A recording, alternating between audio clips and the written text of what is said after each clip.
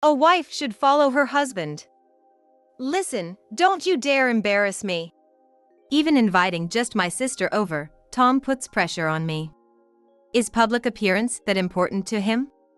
To me, she's my dear, precious sister. For me, who lost my parents, she's the only one I can truly trust, yet somehow I can't feel at ease. It must be because Tom is there. However, the situation changes. Hey, Tom. Why is there something behind you? That was my sister's first comment upon seeing Tom. Hearing that, Tom visibly panicked. Watching that, I was sure I hadn't been mistaken. My name is Julie Andrew. I'm a housewife in my 30s.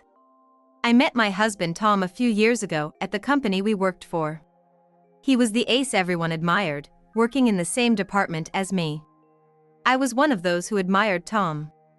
So, when he proposed, I was shocked. Tom, the envy of our colleagues, and me, just an unremarkable employee. Yet, Tom had been paying attention to me. I was really happy about that. I accepted Tom's proposal with 2 conditions. After that, we started dating and quickly got married. That was because I was reaching my 30s, and if I considered having children, sooner was better. At Tom's insistence, I resigned from the company I had been working for. It seemed too hard to manage both work and household chores. Eventually, I would have to take care of children, and clearly, there wouldn't be enough time. Tom wasn't poorly paid, so I thought we could manage.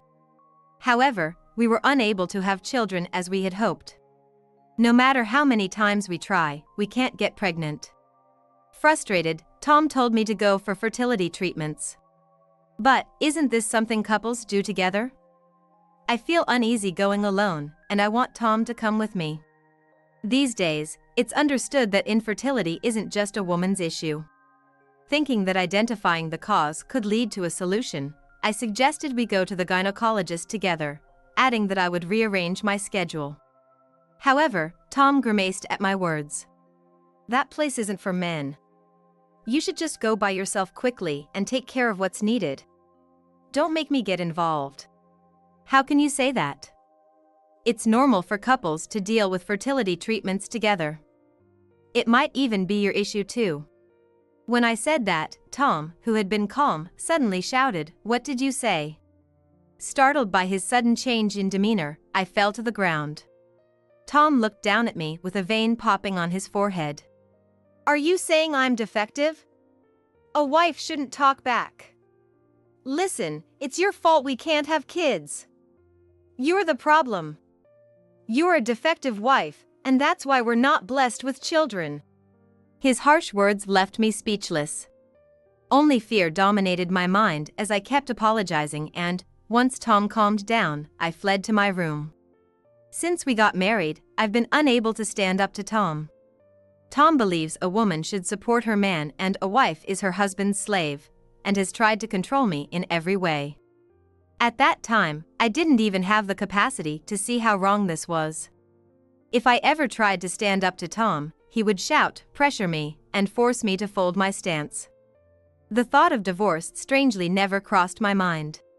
Looking back, I see Tom as a terrifying figure I must never cross, which is probably why I couldn't even conceive of betraying him. If I had divorced Tom and escaped from his control, I wouldn't have faced such a terrible outcome. Despite undergoing fertility tests at the gynecologist's, no issues were found with me. So, could it be Tom? No matter how much I pleaded, he refused to get tested, insisting, there can't be anything wrong with me. If you're fine, it'll happen eventually. In the end, we never discovered the cause of our inability to conceive. Though my in-laws never pressed us, they occasionally mentioned how relatives had recently welcomed grandchildren, making me feel subtly pressured. It's not that we're rushing you, but you know, children aren't something you can just have any time. It might be hard if you decide you want them later. Hearing this from my mother-in-law made me feel uncomfortable.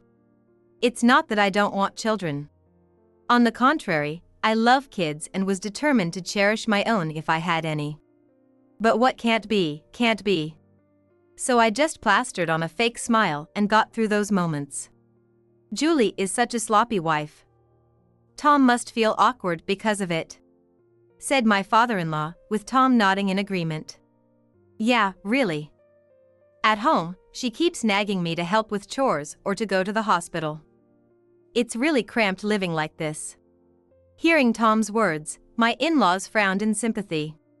Indeed, I had asked for help with the chores, but it was only when I was feeling ill, and since Tom was off that day, I merely asked him to take out the laundry from wash machine. Yet, Tom furiously said, "How can you make your husband do household chores when you're a stay-at-home wife?" Since then, no matter how bad I felt, I've dealt with everything myself, but Tom, with his good public face, has gained immense trust from my in-laws. Therefore, if Tom says something, it's taken as the absolute truth. I was inevitably painted as the villain by my in-law family, making it unbearable to visit them. Yet, Tom disliked being alone with me at home and would always say, "We should visit my parents over the weekend. My mom and dad worry about me. I'm their precious only son, I need to show my face regularly, or they'll worry." Even though I objected, I was forcefully taken to visit his parents. My parents died in a car accident a few years ago, and the only family I can call mine is my sister Kelly. Yet, while Tom frequently wants to see his parents, he strongly dislikes it when I want to see my family. "You're already a member of the Andrews family. You should be devoted to me and my parents, don't forget that." All I could do was nod in agreement to Tom's words, hating myself more than anything else. In the end, I never got to meet my sister Kelly. We just exchanged messages or talked over the phone when Tom wasn't around. Over the phone, Kelly sounded worried about me, her voice tinged with anxiety. "Are you really okay? Should I come over next time?" After all, I haven't even met Tom yet. By this time, Tom and I had been married for 3 years, yet Kelly and Tom had never met face to face. Normally, you'd expect to visit each other's families when you get married, but Kelly was too busy with work to find the time. She was at the wedding, which was a large event with many bosses and friends invited, so there wasn't much time for personal greetings, and we agreed to greet the relatives when there was more time. Therefore, although Kelly knew what Tom looked like, she didn't really know what kind of person he was. And the same was true from Tom's perspective. "That sister of yours, I bet she's nothing special. No parents even. She's got nothing good going for her. She'll probably end up old and alone." Tom often laughed and said such things about Kelly. Every time he spoke like that, all I could do was bite my lip and look down. How could I not be angry when he spoke ill of my only important family member? Yet, having come to see Tom as a terrifying figure, I couldn't muster the courage to contradict him. However, the situation was about to change abruptly. The trigger was that Kelly's birthday was approaching. Glancing at the calendar, I realized it was already close to next month. Time seemed to be moving faster than I thought, and I sighed involuntarily. "What? Is there something you're unhappy about?" Seeing me like that, Tom looked displeased. Worried that I had angered him, I stammered out the situation. "I just realized that Kelly's birthday is coming up soon. That's all it is, so don't worry about it," I said, trying to smile as if to cover up. I worried whether I managed to smile properly, but seeing my expression, Tom grinned. Right, Tom said with a slightly creepy smile. "Come to think of it, I haven't met your sister yet. Bring her over next time. It's about time we did the greetings." I couldn't help but exclaim, "What?" Tom had always acted like he couldn't care less about my sister.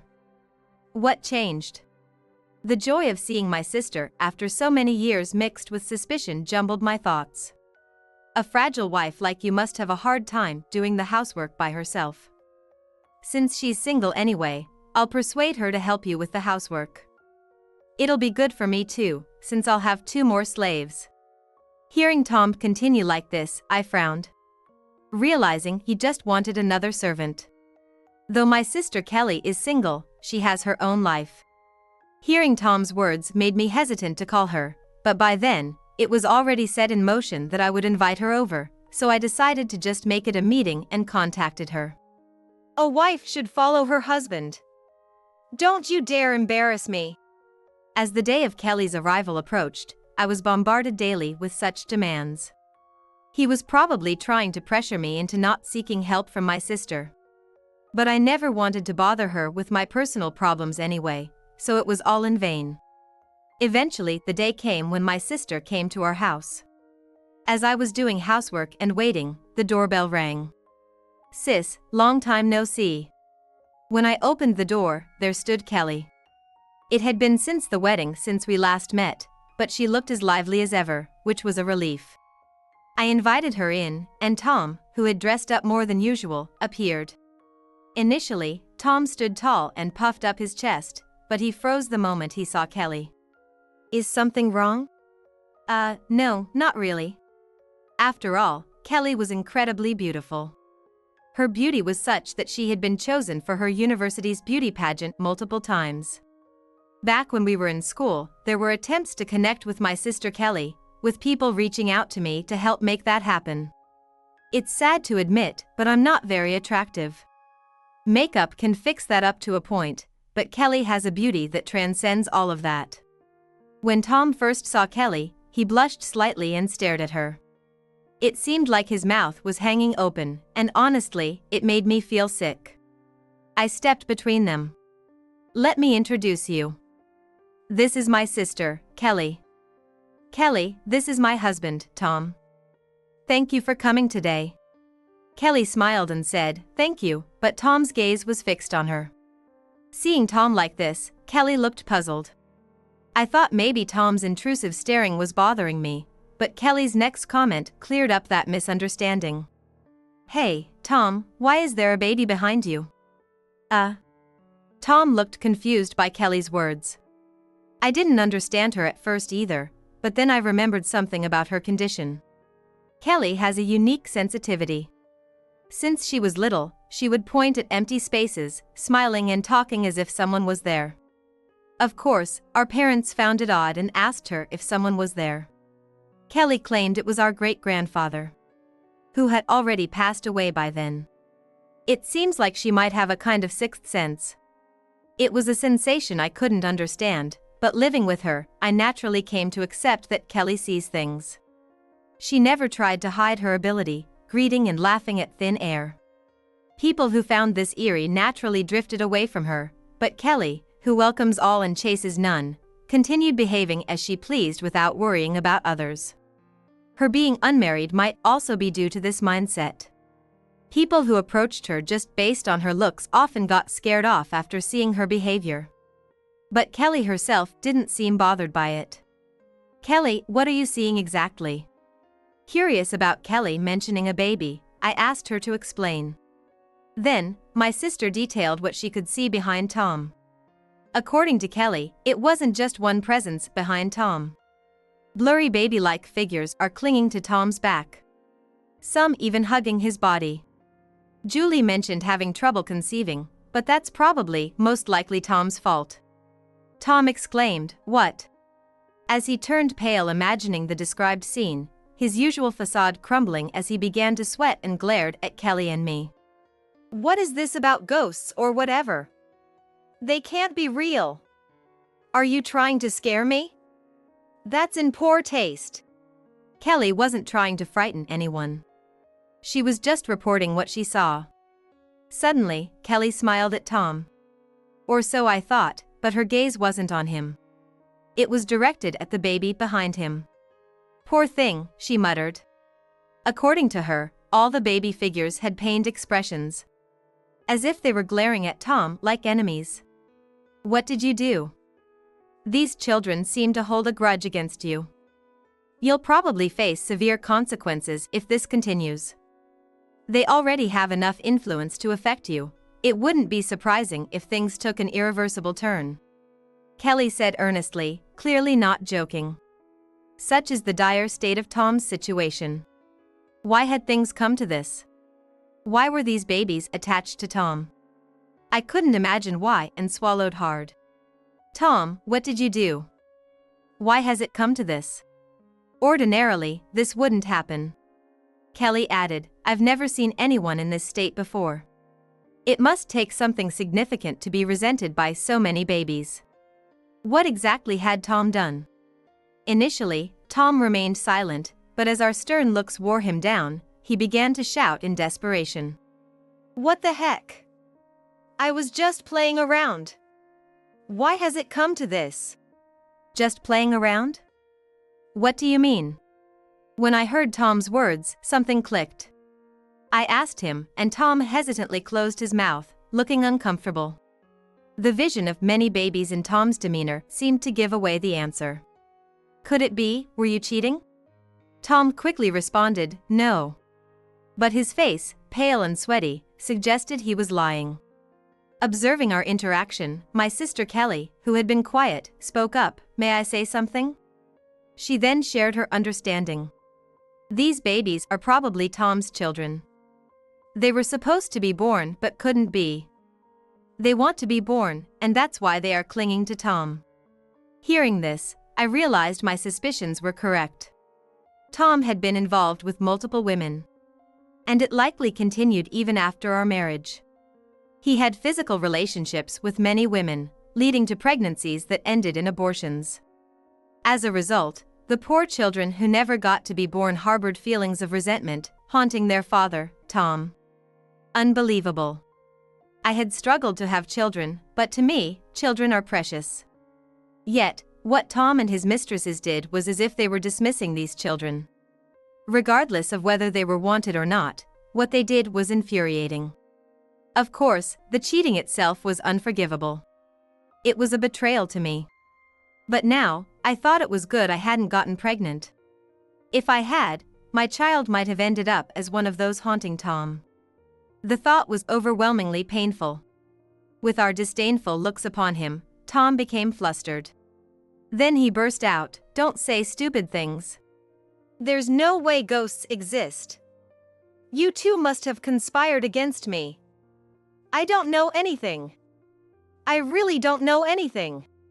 It seemed Tom had no intention of admitting his guilt. I can understand why it's hard to believe in my sister's abilities. I understand that the abilities my sister Kelly has are real, having spent years with her, but for Tom, who met her for the first time today, such things aren't easily believed. However, if it were just some insignificant lie, he wouldn't be so rattled. Tom's reaction itself supports what Kelly is saying. If there was nothing on his mind, he could just stand firm. His inability to do so indicates he has something to hide.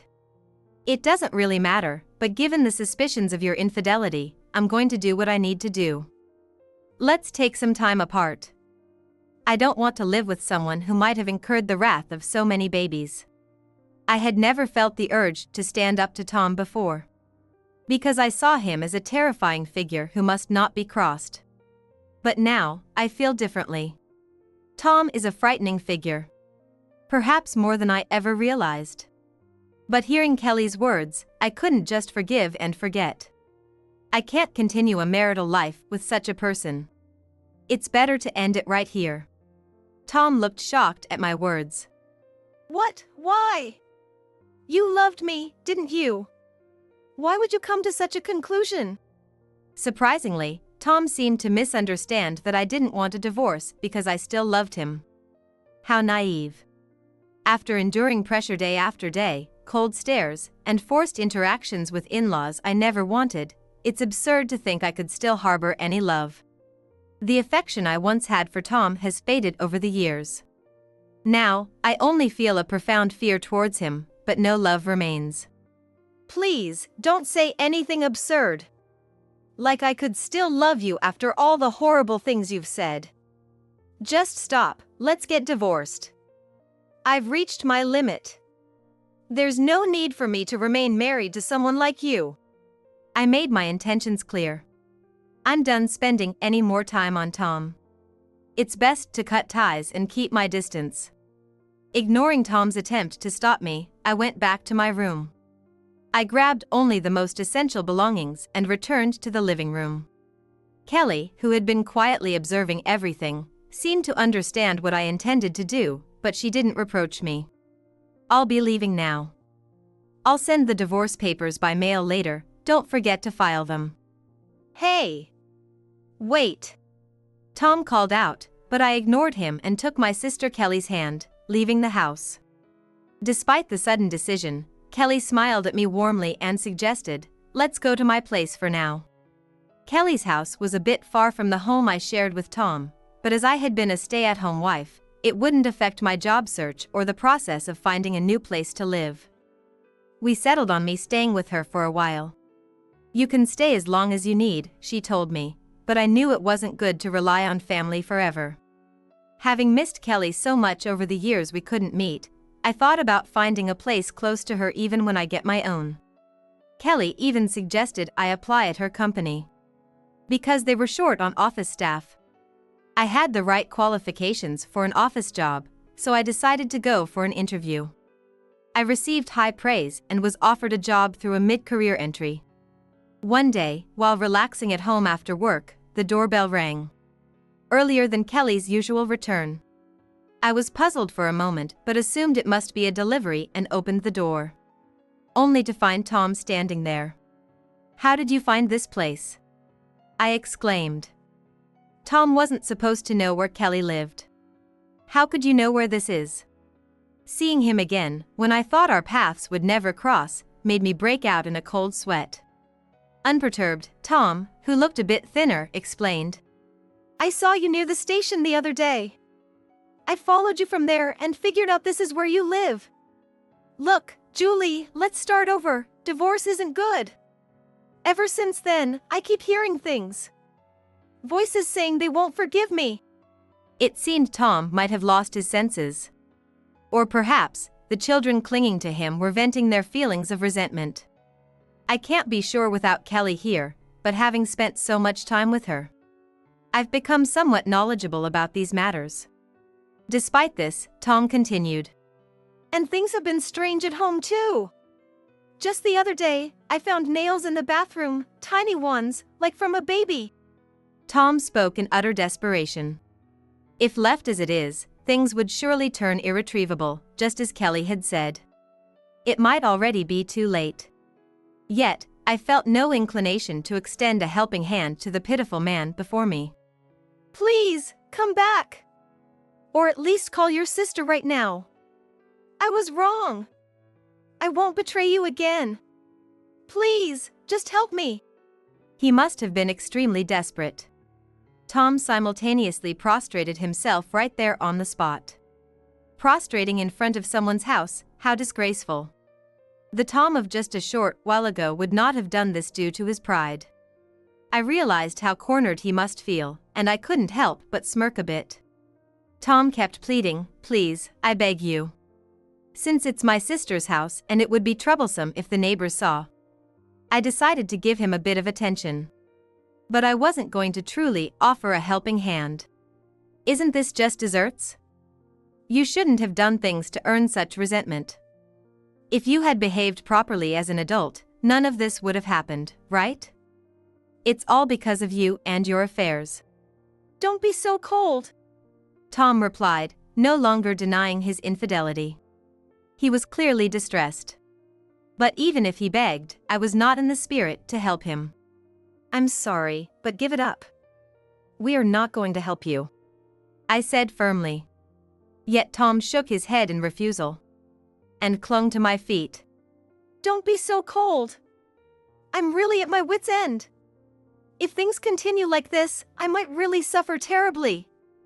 I'll take any help I can get, please. I can't do anything without you, Julie." His absurd claims nearly made me dizzy. The label of a terrifying figure I had for Tom was rapidly peeling away. Before me was just a pitiful man. Yet, the sins he accumulated were real, and I owed him no assistance. "This is your own doing. If you had behaved responsibly as an adult, you wouldn't be in this situation. Why couldn't you understand that? I suffered terribly being married to you. I should have divorced you much sooner." Hearing my words, Tom appeared relieved. His face was so amusing that I couldn't help but burst out laughing. Then, with a smile still on my face, I said, "Please leave. If you don't go now, I'll call the police." "The police?" It seemed that the last thing he wanted was to deal with the police because, At my words, Tom panicked and ran off as fast as he could. Later, when my sister Kelly came home, I explained the situation. She hadn't expected such a thing to happen and commented with a troubled expression, "Living people can be much scarier, huh?" As expected, Tom was reluctant to go through with our divorce. Feeling that we were getting nowhere, I decided to hire a lawyer. When I told Tom that if he did not divorce me, we would have to go to court, he seemed reluctant to do so and reluctantly accepted the divorce. As ridiculous as it sounds, even through this ordeal, Tom did not stop seeing his mistresses. Perhaps in his pressured situation, that was the only enjoyment he had left. For caution, I had hired a detective to keep track of Tom's activities. Though I thought it would be difficult to gather evidence after his infidelity was exposed, I was surprised to receive a large number of photos when the detective reported back. Using this evidence, I demanded alimony from Tom and several of his mistresses. Most of them left him after this, it seems. Eventually left alone, Tom lived in fear of irreversible consequences, shrinking away from life. Soon, he could hardly manage his job and was practically fired. His parents, who had previously boasted about their precious only son, no longer had the energy to care for their troubled child. Tom was left to pay off his debts from the alimony by doing whatever day jobs he could find. Meanwhile, I was thriving at the company where Kelly worked. I had recently been promoted due to my excellent performance. Although I had found a nice house, considering everything with Tom, I decided it would be better for Kelly and me to live together. In these uncertain times, it seemed wiser for us to be together rather than alone. My brief marriage had been a hellish ordeal. But this experience seemed to have deepened my bond with my sister. "Happy birthday, Julie," Kelly said, celebrating my 30th birthday. I was overwhelmed with joy, my cheeks loosening with happiness. I will continue to cherish my sister, my only family, from now on. That was my renewed resolution.